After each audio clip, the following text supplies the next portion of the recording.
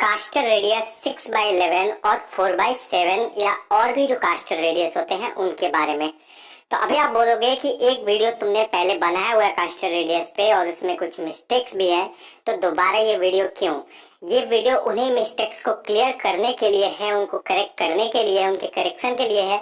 और इसमें एक चीज ये भी है कि हम लोग ये देखेंगे कि आखिर 6/11 ही क्यों होता है, 6/10 या 15 या 14 या फिर वैसे ही 4/7 के लिए भी अदर कास्टर रेडियस जो होते हैं वो क्यों नहीं सिलेक्ट किए जाते हैं, क्या रीजन है कि यही लेते हैं।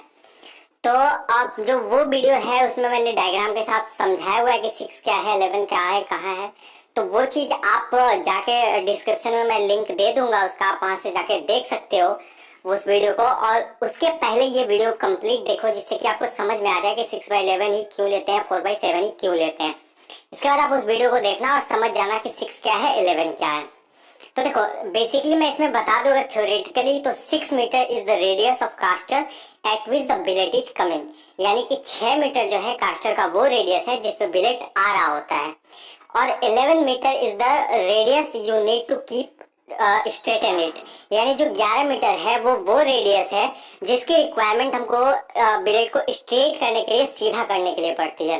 तो ये 6 और 11 हो गया। अब हम लोग डिस्कस करते हैं कि 6 ही क्यों होता है और 6/11 ही क्यों होता है या 4/7 ही क्यों होता है। तो मैं यहाँ पे 6/11 के एग्जाम्पल को लेके सॉल्व कर रहा हूँ, आप 4/7 को लेके भी सॉल्व कर सकते हो। तो जैसे कि यहाँ लिखा हुआ था, तो question is why only 6/11 not 6/10 और 6/15। ओके, तो क्या है कि देखिए the radius are calculated based on surface strain and internal strain.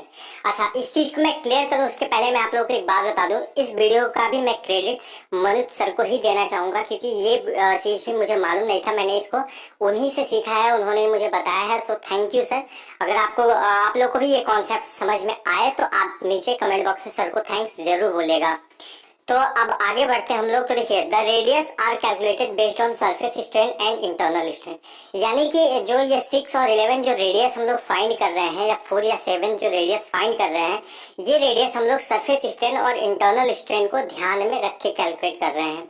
अब स्ट्रेन क्या होता है वो चीज आई होप आपको क्लियर होगा। देखिए जब स्ट्रेटनिंग करते हैं तो वहाँ पे एक स्ट्रेस जनरेट होता है और एक स्ट्रेन भी होगा, अगर स्ट्रेस होगा तो वो चीज आप समझ सकते हैं स्ट्रेन में भी कि आपको क्लियर हो।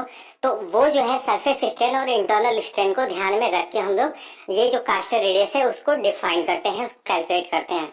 तो अगर आगे बढ़े तो the strains are generated during straightening operation. जब हम लोग स्ट्रेटनिंग ऑपरेशन करते हैं, विड्रॉल स्ट्रेटनिंग यूनिट जो लगी होती है, जब प्रेशर को अप्लाइड करते हैं बेंडिंग स्ट्रैंड को सीधा करने के लिए, तो उस टाइम पे जो प्रेशर लगता है उसके जरिए जो स्ट्रेस होता है उसी से वो स्ट्रेन जो है, ये दोनों स्ट्रेन जो है वो जनरेट होते हैं, सरफेस स्ट्रेन और इंटरनल स्ट्रेन।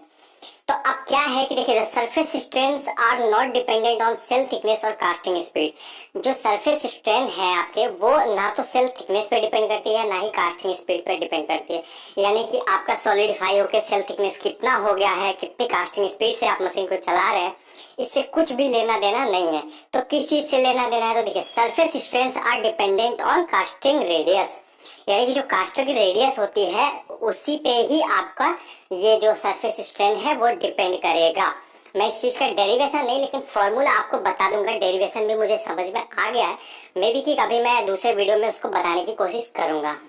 तो देखिए क्या है कि सरफेस स्ट्रेन जो है वो कास्टिंग रेडियस जो है उस पर डिपेंड करेगा। मैं फॉर्मूला आगे भी आपको डिस्क्राइब कर दूंगा। तो देखिए क्या है कि बेंडिंग रेडियस इज 6 मीटर। अब देखिए जो बेंडिंग रेडियस है आपका वो 6 मीटर का है, यानी 6 मीटर पे ही जो आपका स्ट्रेन जब एक बार बेंड होके आ रहा है तो वो 6 मीटर रेडियस का है। जैसे कि मैंने पहले बताया 6 metre is the radius at which the billet is coming, तो वो बेंड होके आती है तो वो 6 मीटर का हो गया। So you have to straighten it to make it tangent and you can put any radius for it. अब आपको इसको स्ट्रेट करना है, यानी सीधा करना है, और सीधा करने के लिए एक रेडियस की हम लोग को जरूरत होती है, जैसे कि हम लोग जानते हैं 11 मीटर लेते हैं। लेकिन यहाँ पे एक चीज ये है कि हम लोग को जो स्ट्रेट करना है उसके लिए एक रेडियस सेलेक्ट करना है। कोई भी रेडियस, कोई भी पॉइंट, कोई वैल्यू ले सकते हैं, और वो क्या है कि उसमें जो सबसे करेक्ट वैल्यू होगी, but the correct one would be the one where you have least surface strain.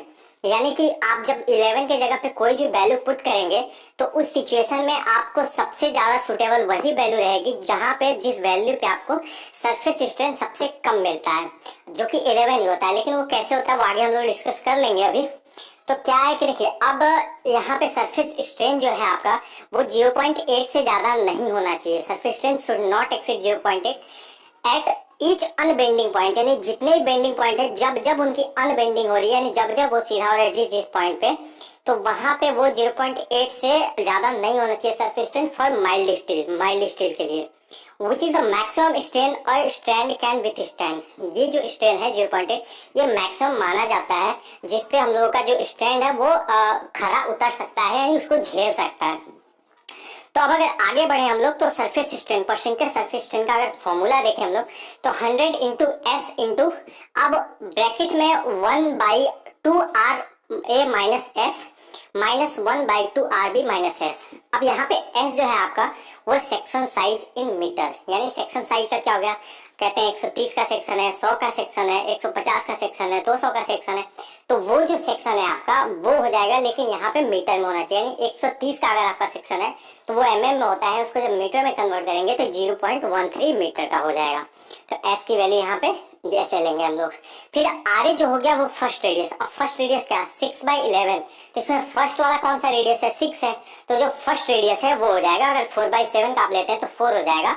यानी इस तरह से आप कोई भी कास्टर रेडियस लेते हैं उसमें जो पहला रेडियस होगा वो आर हो जाएगा, और आर बी बाकी जो दूसरा हो गया, जैसे 6/11 में 11 हो गया, 4/7 में 7 हो गया। तो अब एज्यूम कर लेते हैं कि मान लीजिए एस है जो है वो 130 mm का है, यानी 0.13 मीटर का है। आर ए और आर बी हम लोगों ने 6 और 11 सेलेक्ट किया हुआ है। जब ऊपर वाले फॉर्मूले में हम लोगों ने इस वैल्यू को पुट किया तो हमको जो सरफेस स्ट्रेन मिला वो मिला 0.5, जो कि 0.8 से कम है। बट एक चीज ये है कि कैसे मान ले कि ये सही है, इससे ज्यादा वैल्यू भी तो हम लोग ले सकते हैं ना। तो अब वो चीज देखने के लिए यहाँ पे हम लोग क्या करेंगे, now when straightening from 11 metre to straight, यानी कि अगर 11 मीटर से सीधे आगे उसके आगे अगर बढ़े और वहां से स्ट्रेटनिंग करें, ऑल्सो नोन एज टेंजेंट, उसको टेंजेंट भी जानते हैं। टेंजेंट क्यों होता है, क्योंकि जो आप देखेंगे तो एकदम एक दूसरे से स्पर्श करके निकलता है। स्पर्श मतलब हिंदी में स्पर्श होता है टेंजेंट, इसलिए मैं बता रहा हूँ। तो मतलब जो जो सीधा होता है आपका, तो जो रोलर लगा होता है उससे एकदम स्ट्रेट करके एकदम सट के निकलता है, वो टेंजेंट बोलते हैं उसको हम लोग। तो वो चीज हो गया, और जो फोर्स लगता है वो भी टेंजेंट ही लग रहा है उसपे, मतलब प्रेशर जो लग रहा है, तो वो चीज है यहाँ पे। आई होप कि मैंने आपको क्लियर समझा दिया हो इस चीज को। तो अब यहाँ पे देखिए, अब 11 मीटर से आगे अगर हम लोग बढ़ के आगे की वैल्यू कोई भी वैल्यू सिलेक्ट करें तो क्या होगा, तो मान लीजिए अगर हम लोग इन्फिनिटी वैल्यू ले लेते हैं सेकेंड रेडियस की, तो कैलकुलेट करने के लिए हम लोगों ने लिया है 99,99,999। अब इतना बड़ा रेडियस हम लोग ले लिए, इससे बड़ा तो मुझे लगता है कि नहीं होगा, क्योंकि अगर इससे बड़ा आप रेडियस लोगे स्ट्रेटनर को इंस्टॉल करने के लिए, विड्रॉल यूनिट को, तो प्लांट से बाहर जा सकता है इतने में ही। लेकिन इनफाइनाइट वैल्यू लेनी है तो हम लोगों ने एकदम मैक्सिमम वैल्यू जो हम लोग का हो सकता है वो हम लोगों ने यहाँ से सेलेक्ट किया हुआ है।